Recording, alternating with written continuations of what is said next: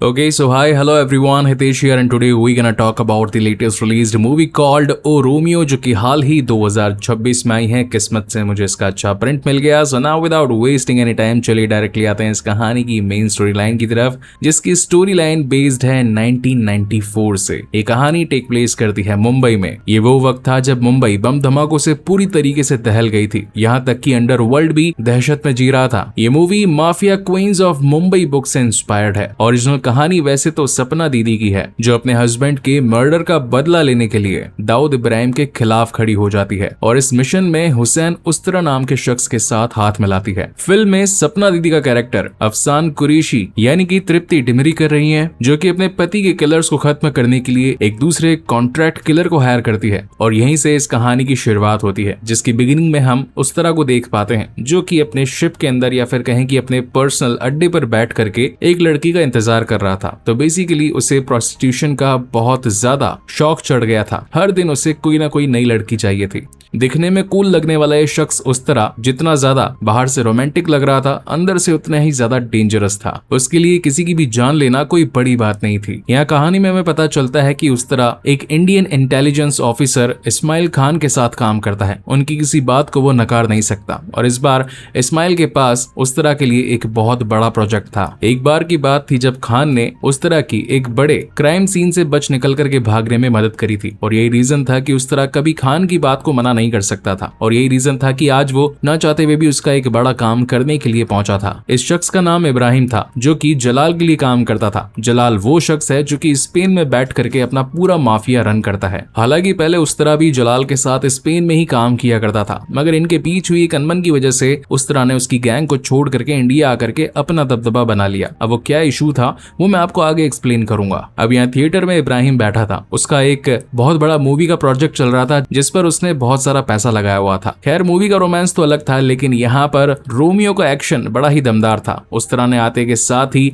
अपनी जेब से ढेर सारे नुकीले उस्तरे निकाल करके एक एक टकले को मौत के घाट उतार दिया। यहाँ पर एट द एंड इब्राहिम बचने की बहुत कोशिश करता है, मगर फिर भी आखिरी गोली खान के हाथों खा करके सीधा ऊपर पहुंच जाता है। जिसके बाद में हम उस्तरा को देख पाते हैं, जो कि इस काम को फिनिश करने के बाद में सीधा अपने घर लौट आता है। यहाँ पर हम उसके बाकी की टीम मेंबर्स और साथ ही उसकी दादी को भी देख पाते हैं और हर रोज की ही तरह आज भी एक नई लड़की उसके कमरे में आती है। दिखने में शांत मगर खूबसूरत इस लड़की को देख करके कहीं ना कहीं उस्तरा का दिल उस पर आ गया था। इस लड़की का नाम था अफसान कुरैशी। जहां पर बिना वक्त गवाए अफसान कहती है कि आप सुपारी लेते हैं ना, मुझे आपको सुपारी देनी है, आपका पर पर्सन रेट क्या है? जिस पर उस्तरा को हंसी आती है और वो पूछता है कि क्या तुम किसी को मरवाना चाहती हो? तो अफसान कहती है कि हाँ, एक नहीं बल्कि 4 हैं और उनके नाम है इंस्पेक्टर पठारे, अंसारी, शंकर और जलाल। ये सारे नाम सुन करके उस तरह का दिमाग खराब हो जाता है और सबसे पहले बाहर आकर के अपने लड़कों पर चिल्लाता है कि आखिर तुमने किस लड़की को भेज दिया, पहले चेक करके बताओ कि क्या यही लड़की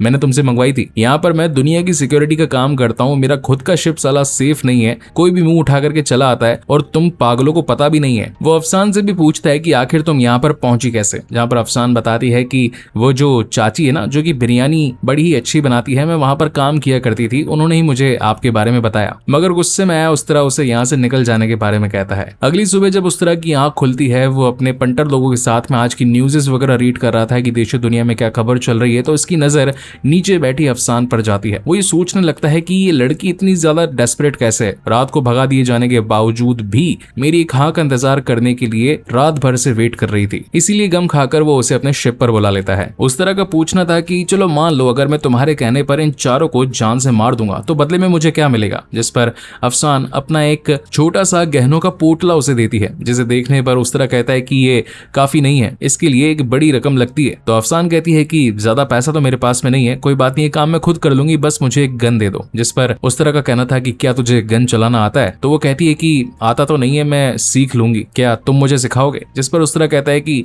सिखा तो मैं दूंगा, लेकिन सिखाने की फीस क्या देगी? क्या एक रात मेरे साथ सोएगी? उस पर अफसान रोने लग जाती है, मगर इस वक्त उसके पास में और कोई चारा नहीं था, इसलिए वो उस तरह के साथ रात को सोने के लिए भी तैयार हो जाती है। उसकी ये नर्म दिली देख करके उस तरह समझ गया था कि जरूर वो किसी बड़े लफड़े में फंसने वाली है या फिर कोई बड़ा कांड करने वाली है, इसलिए वो उसे ये कहकर भगा देता है कि तुम एक अच्छे घर की लगती हो, इन खतरों में मत पड़ो, ये लोग बड़े ही जालिम हैं, इनसे जितना दूर रहोगी जिंदगी में जीती रहोगी, इसलिए यहाँ से चली जाओ और दोबारा लौट करके मत आना। घर जाकर के अफसान के पास पास और कोई दूसरा रास्ता नहीं बचा था, इसलिए वो अपनी जान देने वाली थी। ऑलरेडी उसने एक फंदा तैयार कर लिया था और यहीं से ये कहानी फ्लैशबैक में जाती है, जहां पर हम उसके बचपन के लम्हों को देख पाते हैं। क्लासरूम में बैठकर जब अफसान पढ़ाई कर रही थी तो पीछे से महमूद नाम का एक लड़का उसे लव लेटर, किसेस और बहुत सारा प्यार दिया करता था। इनकी लव स्टोरी बचपन से ही स्टार्ट हो गई थी। यहाँ पर हम अफसान की फैमिली को भी देख पाते हैं, जहाँ पर उसके पिताजी म्यूजिक में जयपुर घराने के एक बहुत ही बड़े क्लासिकल म्यूजिशियन हुआ करते थे। इन दोनों को प्यार में पड़ा देख करके इन दोनों की फैमिलीज एग्री हो जाती है, लेकिन एग्री होने से पहले अफसान के पिता ने महमूद से कहा था कि एटलीस्ट तुम्हारे पास में 50,000 रुपए तो होने ही चाहिए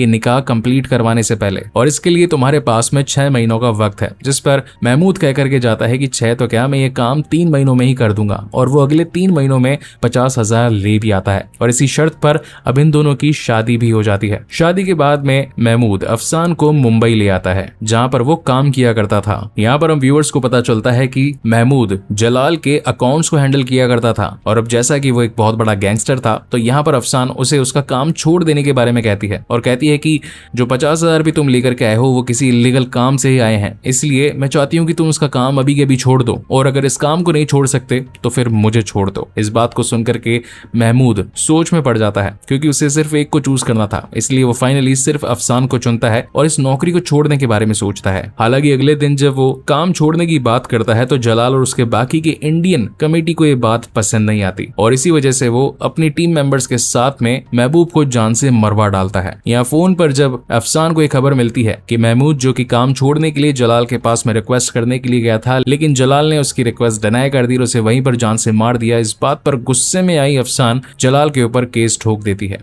जो यहाँ इंडिया में उसकी टीम थी उन पर, जिनके अंदर अंसारी, पठारे और शंकर शामिल थे। मगर अपोजिशन पार्टी जो कि ऑलरेडी भारी पैसों के थ्रू खरीद दी गई थी, वो कोर्ट में ये साबित कर देते हैं कि महमूद ऑलरेडी एक गैंगस्टर था, और पठारे जैसे शख्स जो कि टेररिज्म को खत्म करने का काम करते हैं, उन्हें तो गोल्ड मेडल से सम्मानित करना चाहिए। तो ऐसे बेकार के इल्जाम इंस्पेक्टर पठारे पर न लगा करके महमूद पर लगा दिए जाएं और इन तीनों को बाइज्जत बरी कर दिया जाए। यहाँ पर जो लॉयर था वो खुद शंकर ही था, तो अपने ऊपर इल्जाम भी कैसे आने देता, और इस वजह से महमूद के नाम पर अफसान को कोई भी हर्जाना नहीं मिलता और वो गम में ही रह जाती है। अब जैसा कि अंसारी जो कि एक ड्रग डीलर था, शंकर जो कि लॉयर था, पठारे खुद जो इंस्पेक्टर था, उन्होंने इस मामले को दबा दिया था। बदला लेने के लिए अफसान के पास कोई और चारा नहीं बचा था, और यही रीजन था कि वो उस तरह के पास इन चारों की सुपारी देने के लिए आई थी। सीन अगेन प्रेजेंट टाइम में शिफ्ट होता है, जहां पर खुद की जान लेने से पहले वो एक पल के लिए थम जाती है और डिसाइड करती है कि अगर उस तरह इन लोगों को नहीं मारेगा तो मैं खुद इनकी जान लूंगी, और वो काम करने के लिए चाची की बिरयानी वाली होटल पर बिरयानी बनाने लग जाती है। अब एक दिन की बात होती है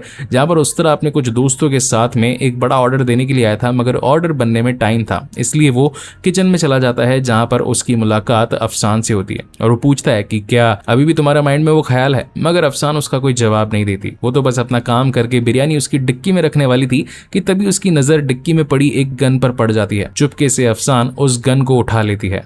अब उसका पहला निशाना था इंस्पेक्टर शंकर, जो कि इस वक्त एक कैफे में आया था एक दलाल के साथ बातचीत करने के लिए, क्योंकि उसे शादी करनी थी एक बहुत ही सुंदर लड़की से। पेशे से पुलिस वाला पठारे गायकी में भी बहुत ज्यादा माहिर था, इसलिए उसे कोई एक ऐसी पर्सन चाहिए थी जो कि मराठी हो, अच्छे से गाना गाती हो, दिखने में सुंदर हो, और जब इन दोनों की जोड़ी रोड पर चले तो लगना चाहिए कि इंस्पेक्टर पठारे अपनी वाइफ के साथ कहीं जा रहे हैं। तो मौका पाते ही यहाँ पर अफसान उस पर गोली चलाने की कोशिश करने वाली थी, मगर कैफे बॉय की चाय से टकरा करके उसका ये प्लान कैंसिल हो जाता है। तो वो सोचती है कि ठीक है, क्यों ना अब शंकर को लपेटे में लिया जाए। तो शंकर इस वक्त बाथरूम में मुंह धोने के लिए गया था और अफसान पीछे से उस पर शूट करने वाली थी, मगर कांच में शंकर को उसकी परछाई दिख जाती है। तो यहाँ पर इन दोनों के बीच में बहुत ज्यादा मार पिटाई होती है। एट द एंड शंकर के हाथ से वो गोली भी चल जाती है, जो कि अफसान की पीठ में आकर के लगती है, और वो तो अब उसे बस खत्म करने ही वाला था कि तभी यहाँ पर उस तरह की एंट्री होती है, जो कि अपने उस्तरे के साथ में शंकर का गला काट देता है। इस वक्त अफसान की हालत बहुत ज्यादा खराब थी, इसलिए उस तरह उसे अपने अड्डे पर ले आता है। ये पूरी टीम आज फीजी के लिए निकलने वाली थी। एक नया देश, एक नया काम और एक बिल्कुल ही नई जिंदगी,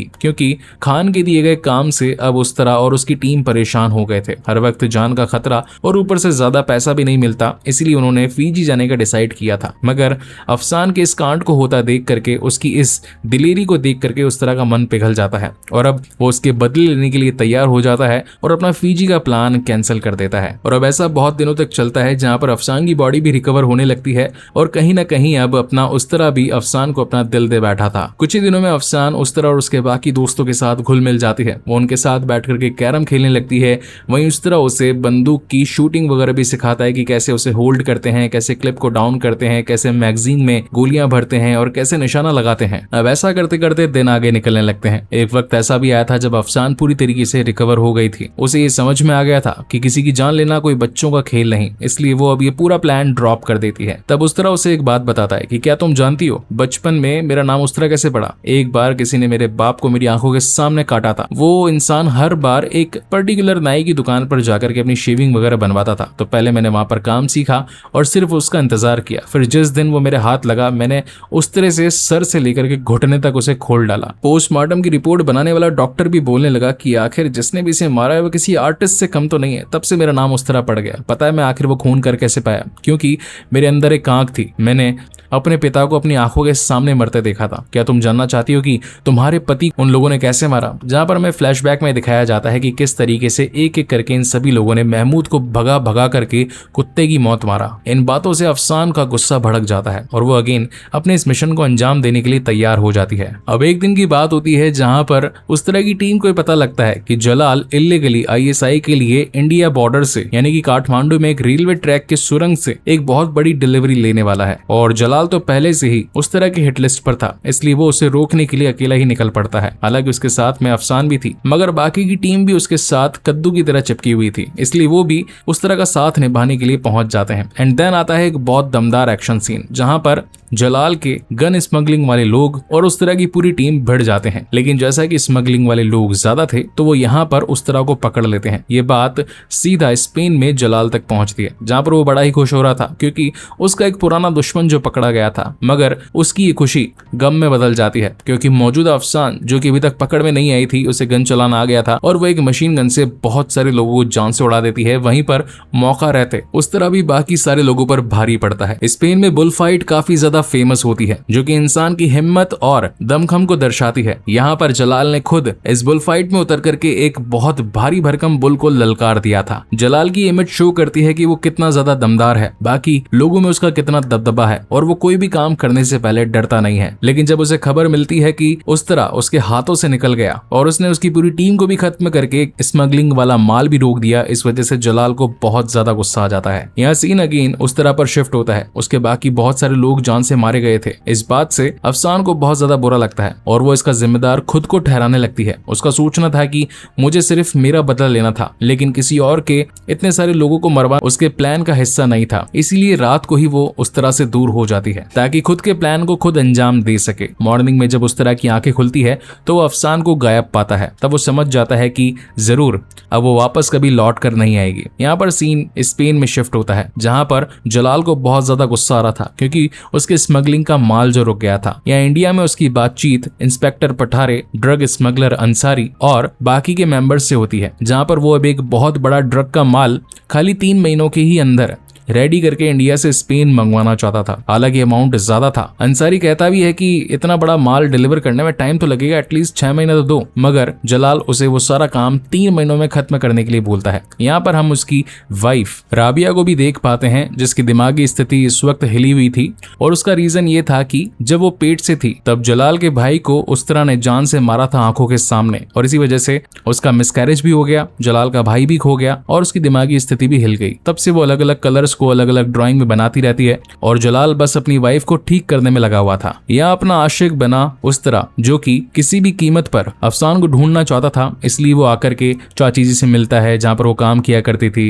इंटेलिजेंस ऑफिसर इस्माइल से भी मिलता है और बोलता है कि कैसे भी करके अफसान को ढूंढो, वो कहीं दूर चली गई है, मुझे मिल नहीं रही है, मैं उससे प्यार करने लगा हूं। जिस पर सभी लोग बस उसे सांत्वना देते हैं, सिंपैथी देते हैं कि वो आ जाएगी, लेकिन तुम अपने पुराने काम करते रहो। अब यहाँ पर उसका रोज का एक ही काम था, या तो दिन में कत्ल करो और फिर रात को बैठ करके दूसरी किसी लड़की के साथ ऐश करो। मगर इस बार एक अच्छी लड़की आने के बावजूद भी वो उसका पैसा रिटर्न करवा देता है। इस लड़की का नाम था जूलिया, जो कि आकर के कहती है कि मैं फोकट का पैसा नहीं लेती, चल एटलीस्ट तुझे डांस तो दिखा देती हूँ। तो यहाँ पर एक बढ़िया सा डांस आता है, लेकिन तभी छोटू और बाकी के लोगों से उस तरह को पता लगता है कि अंसारी एक बड़े से ड्रग के माल को इंडिया से स्पेन पहुंचाने वाला है, तो हमें उसे रोकना पड़ेगा। अब गुस्से में ऑलरेडी आया हुआ था अपना उस तरह भाई, और वो अपने ढेर सारे उस तरह लेकर के पहुंच जाता है सीधा अंसारी के अड्डे पर और एक एक करके सभी को जान से मार डालता है। Fight was literally epic. आधे घंटे चलने वाली फाइट को मैं ज्यादा एक्सप्लेन करूंगा नहीं, क्योंकि मुझे भी कॉपीराइट आ जाएगा। ये बात जब जलाल तक पहुंचती है कि अंसारी का माल जो कि बस डिलीवर होने ही वाला था उसमें उस तरह ने आग लगा दी,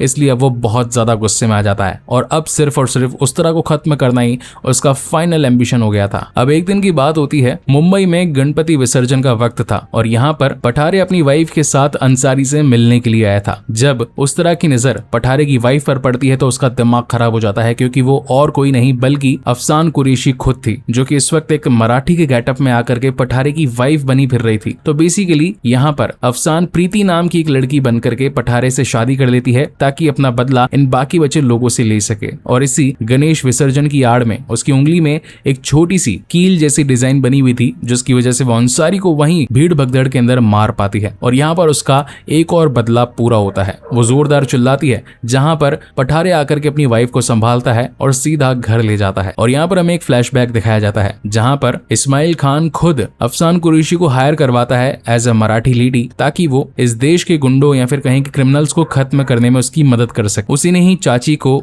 रश्मि चाची बना करके अफसान को प्रीति बनवाया, सीतापुर वाले एक कनेक्शन के थ्रू पठारी की बीवी बनवाया और इस पहले काम को अंजाम दिलवाया। लेकिन कहानी यहाँ खत्म नहीं हुई थी। गुस्से में आया पठारे, जो कि जानता था कि ये जरूर किसी अंदर के आदमी का काम होगा, इसलिए वो इस्माइल को मरवाने के लिए अपनी पूरी टीम को रेलवे स्टेशन ले आता है। यहाँ ट्रेन में इस्माइल की जान बचाने के लिए उस तरह और पठारे के लोगों में बहुत तगड़ी फाइट होती है, जहां पर गुस्से में आया पठारे अपनी गोली चला देता है और इस्माइल को जान से मार देता है। इस पर उस तरह का दिमाग घूम जाता है, वो बहुत सारे पुलिस वालों को ट्रेन में ही खत्म कर डालता है, मगर गलती से पठारे की एक गोली उसके सीधा गले में लग जाती है और वो पानी में गिर जाता है। खबर ये मिलती है कि उस तरह जान से मारा गया। इस खबर से तो अफसान का दिल ही टूट गया था और अब तो वो किसी भी कीमत पर पठारे और जलाल को जान से मारना ही चाहती थी। मगर जलाल जो कि स्पेन में बैठा था, आखिर वहां तक पहुंचा कैसे जाए कि तभी यहाँ पर पठारे की एंट्री होती है और वो बताता है कि हमारे एक गैंग मेंबर है मिस्टर जलाल, जो कि स्पेन में हमें बुला रहे हैं एक बहुत बड़ी पार्टी में, तो हमारा हनीमून का हनीमून भी हो जाएगा और हम उस पार्टी में भी शरीक हो जाएंगे, तो क्यों ना तुम तैयार हो जाओ। यही मौका था अफसान के लिए अपना बदला लेने का और वो पठारे के साथ स्पेन के लिए तैयार हो जाती है। जब वो पहली बार जलाल को देखती है तो उसकी आंखों में महमूद का वो चेहरा नजर आता है कि किस तरीके से इन लोगों ने बेरहमी से उसके पति को जान से मार डाला। इसलिए वो मुंह पे मास्क पहनकर डांस करने की आड़ में सीधा अपनी उसी नुकीली अंगूठी के साथ जलाल को खत्म कर देना चाहती थी, मगर होशियार जलाल जिसे ऑलरेडी इस बात का पता था, इसीलिए वो उसका हाथ रोक लेता है। यहाँ पर पठारे भी जलाल का साथ देता है और कहता है कि अगर मुझे पहले मालूम होता कि ये कोई हिंदू नहीं बल्कि एक मुसलमान है तो मैं इससे कभी शादी नहीं करता, और ऊपर से इसने तो आपको और मुझे मारने का प्लान बनाया था, तो मैं ऐसा होने कैसे देता, इसलिए मैंने सारी इन्फॉर्मेशन आपको दी और आपने तो मुझे स्पेन का वीजा ही भेज दिया। लेकिन जलाल को अपनी टीम में लूज हैंड पसंद नहीं था। कोई इतना चूतिया कैसे हो सकता है कि इतने बड़े गैंग में इतनी छोटी छोटी सी मिस्टेक्स कर दे। इसीलिए गुस्से में आकर के वो अफसान को ही कह देता है कि इस डंडे से पठारे का सर खोल दो, और यहाँ पर गुस्से में अफसान डंडे से पठारे का सर फोड़ फोड़ करके उसकी जान ले लेती है। अब यहाँ पर हमें जलाल की मेंटालिटी पता चलती है। उसे ये मालूम चल गया था कि अफसान उस तरह से प्यार करती है और जब तक अफसान उसके पास रहेगी तो उस तरह भी उसे बचाने के लिए यहाँ पर जरूर आएगा, और ऐसा होता भी है। कुछ टाइम के बाद में उस तरह अपनी बॉडी को रिकवर करके सीधा स्पेन चला आता है अफसान की जान बचाने के लिए। अब यहाँ पर हमें एक और बैक स्टोरी पता लगती है। राबिया जो कि जलाल की बीवी होती है और वो ये समझती थी कि उसका पति कुछ अच्छे काम कर रहा है, लेकिन जब से उसने आईएसआई के साथ हाथ मिलाया था इंडिया का वो एक बागी बन चुका था, इसलिए राबिया उसका साथ छोड़ना चाहती थी। लेकिन ये बात जलाल के भाई को पता लग गई थी, इसलिए वो राबिया को रोकने वाला था, मगर तभी हाथापाई में गलती से राबिया से गन चल जाती है। जलाल का भाई वहीं मारा जाता है और इस हादसे से राबिया का मिसकैरेज भी हो जाता है। अब कहीं जलाल को ये बात पता लग जाती कि उसने उसके भाई को मार दिया तो जलाल उसे सजा दे देता, इसीलिए इसीलिए उस्तरा ये सारा इल्जाम अपने सर पर लेता है और बोलता है कि जलाल के भाई को भी मैंने मारा, तुम्हारा मिसकैरेज भी मैंने किया और अब तुम पागल होने की एक्टिंग करना जिससे कि तुम्हारे ऊपर शक नहीं आएगा और सारा इल्जाम मेरे ऊपर डाल देना। और यही रीजन था कि जलाल अभी तक उस्तरा को ही असली गुनहगार समझ रहा था। मगर एक दिन स्पेन में उस्तरा की एंट्री हो जाती है जो कि सीधा जलाल के घर में घुस करके उसकी पूरी सिक्योरिटी को निस्ते नाबूद कर देता है। उस्तरा में इतनी ताकत थी कि वो अकेला 1000 पर भारी पड़ता, इसलिए वो कभी गन से तो कभी उस्तरों से, कभी शॉर्ट गन से तो कभी फ्लेयर गन से एक एक को मौत के घाट उतार देता है और फाइनली जाकर के अफसान को बचा करके इंडिया लाने की कोशिश करता है। लेकिन इस बीच ये खबर जलाल तक पहुंच जाती है कि उसके लोगों को उस्तरा ने जान से मार दिया है। अब वो अपने और लोग भिजवा करके उस्तरा को खत्म करवाता है, इससे पहले कि राबिया आकर के उसे समझाने की कोशिश करती है कि उस्तरा तुम्हारा असली दुश्मन नहीं है, असली दुश्मन तो मैं थी जिसने कि तुम्हारे भाई को मारा था क्योंकि तुम और वो ISI के अंदर ज्वाइन हो गए थे। ये बात जलाल को पसंद नहीं आती और वो अपनी वाइफ का गला काट देता है। अब तो उस्तरा को बहुत ज्यादा गुस्सा आ गया था। एट द एंड कंक्लूजन में इन दोनों की 1-to-1 फाइट होती है जहां पर बुल फाइट के अंदर एक हीरो के सामने एक बुल आता है, लेकिन इस बार एक हीरो के सामने एक विलन था। ये दोनों ही दमदार फाइटर्स एक दूसरे को मात देने की पूरी कोशिश करते हैं, लेकिन एट द एंड उस्तरा जो कि 1-to-1 कॉम्बैट के अंदर माहिर था वो जलाल को हरा देने में कामयाब हो जाता है, लेकिन उसकी जान नहीं लेता क्योंकि जलाल की जान लेने की असली हकदार तो अफसान थी। इसलिए वो अफसान के हाथों में तलवार देता है और अफसान उसी तलवार को जलाल के सीने में उतार देती है। इस तरीके से अफसान का बदला पूरा होता है और उनकी लाइफ बैक टू नॉर्मल हो जाती है। इस मूवी के एंड में हम देख पाते हैं कि इंटेलिजेंस ऑफिसर इस्माइल खान अभी तक मरा नहीं था, वो जिंदा था और उस तरह को एक नए प्रोजेक्ट के लिए किसी और देश भेजने वाला था। और इसी के साथ ही मूवी यहीं पर खत्म होती है। सो गाइस, आपको ये मूवी, ये एक्सप्लेनेशन, ये वीडियो कैसा लगा please let me know in the comment section. ऐसे वीडियोस बनाने में हमें सचमुच बहुत मेहनत लगती है, scripting, video editing, voice over. हालांकि इसके पहले जो एक बड़ा चैनल था हितेश नागर मेन चैनल, जिस पर ऑलमोस्ट 1.5 मिलियन सब्सक्राइबर्स थे, वो टर्मिनेट हो गया है। तो वहां उस मुकाम तक अगेन हमें पहुंचाने के लिए आपके सपोर्ट की बहुत जरूरत है। हर वीडियो को लाइक करें, कमेंट करें, खुद के फोन से सब्सक्राइब करें। अगर ऑलरेडी आपने सब्सक्राइब कर दिया है तो घर के बाकी फोनों से भी चैनल को सब्सक्राइब करें ताकि हम अपने वापस से 1.5 मिलियन के मुकाम तक पहुंच सकें। Thank you so much in already advance, और मैं जानता हूं कि आप मेरा ये काम जरूर करेंगे। हम ऐसी ही एक और एक्सप्लेनेशन आपके लिए जल्दी लाएंगे। सो तब तक के लिए keep watching and stay safe. मिलते हैं अगले वीडियो में।